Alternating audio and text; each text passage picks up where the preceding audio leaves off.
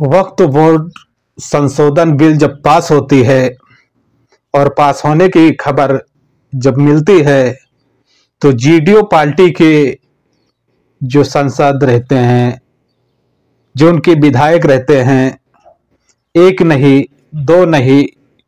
पांच पांच लोग इस्तीफा दे देते हैं। इस्तीफा देने के बाद में नीतीश कुमार की जो पार्टी रहती है वो कहीं ना कहीं देखी जाती है कि टूट जाती है। हालांकि उसमें देखा जाता है और कहा भी गया है कि नीतीश कुमार की जो सांसद हैं और जो उनकी पार्टी में विधायक लोग हैं, उन लोग को इस बिल से इतराज भी था और इस कानून से इतराज भी था कि ऐसा बिल नहीं आना चाहिए और ऐसा कानून नहीं बनना चाहिए। लेकिन जहां पर कहा जा रहा है कि नीतीश कुमार और चंद्रबाबू नायडू ने इन मामले को लेकर पहुंचते हैं और वहां पर शामिल होकर और ये जो बिल रहती है इस संसद में पास कर दी जाती है। और पास होने के बाद में जब इस बात की खबर इन विधायकों को मिलती है तो तुरंत ही सारे विधायक जो रहते हैं इस्तीफा देने लगते हैं। हालांकि इसमें देखा जाता है कि काफी विरोधी पार्टी है जो इस बात को कह भी रही थी कि ये बिल जो है इसको नहीं आना चाहिए। इस बिल से काफी लोगों को परेशानियां भी हो सकती हैं और परेशानियां के साथ साथ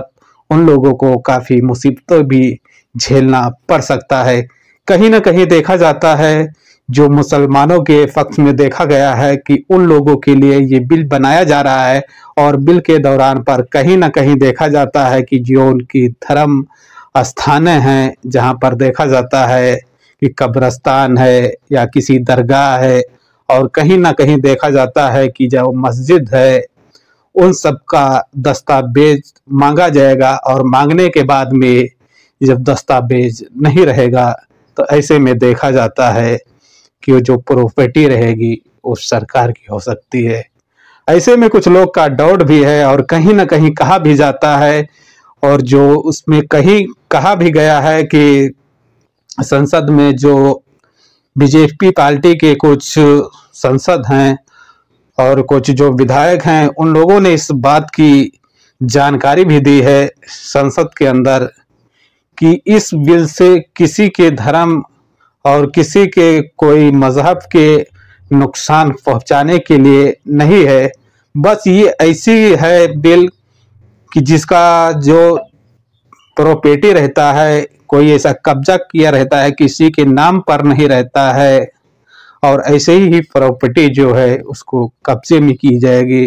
तो कहीं ना कहीं देखा जाता है कि दोस्तों कि काफी लोगों का सवाल है और सवाल के साथ साथ देखा जाता है कि शायद सोशल मीडिया पर काफी इस बात की विरोध भी हो रही है। दूसरी इंपॉर्टेंट अपडेट जो निकल के आ रही है उत्तर प्रदेश से, जहां पर योगी आदित्यनाथ ने एक बड़े ही गाइडलाइन जारी किया है। गाइडलाइन के दौरान पर बताया है कि उत्तर प्रदेश सरकार अब बड़ी योजना के साथ साथ कामगारों के लिए कुछ उचित काम करने जा रही है। जहां पर कहा गया है कि प्रदेश में बिजली और सरकारी योजनाओं को लेकर उचित कानूनी कार्रवाई करते हुए कहा है कि हर सरकारी दफ्तरों के अच्छे बेहतर तरीके से बनाने के लिए कुछ नियम बनाया जाएगा। नियम के साथ साथ कहा जाता है कि ऐसे कुछ स्थान हैं जहां पर लाइट की सुविधा नहीं है तो वहां पर देखा जाता है कि सोलर पैनल लगवाने के और इंतजाम भी किया जाएगा और इंतजाम के साथ साथ देखा जाता है कि बिजली का भी होना जरूरी होता है। इस जानकारी में देते हुए कहा है कि इस ऐसी जगह को सुरक्षित भी रखना है। जैसे कि दोस्तों देखा जाता है कि जो सरकारी जैसे अस्पताल हैं, कोई स्कूल हैं, वहां पर लाइट की व्यवस्था नहीं है तो वहां पर बताया जाता है कि सोलर पैनल का जो है उसका इस्तेमाल किया जाएगा और इस्तेमाल करने के बाद में वहां की हालातें जो हैं उनको ठीक की जाएगी। तीसरी इंपॉर्टेंट अपडेट जो निकल के आ रही है वक्फ बिल को एक कानून को लेकर जो राष्ट्रपति हैं द्रौपदी मुर्मू की मंजूरी के बाद में देखा गया है कि ये कानून नियम भी बना दिया गया है। बनाने के साथ साथ कहा भी जा रहा है कि किसी मजहब और किसी धर्म का कोई नुकसान नहीं पहुंचाया जाएगा। हालांकि इसमें देखा जा रहा है कि काफी लोग अभी भी विरोध कर रहे हैं और जहां पर देखा जाता है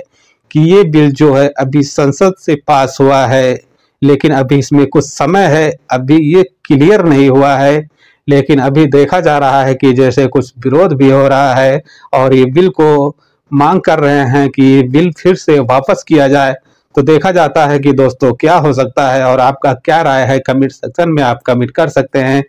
खबरों में था इतना ही, मिलते हैं एक नेक्स्ट खबर के साथ। अपना और अपनी फैमिली का ख्याल रखना। Okay bye.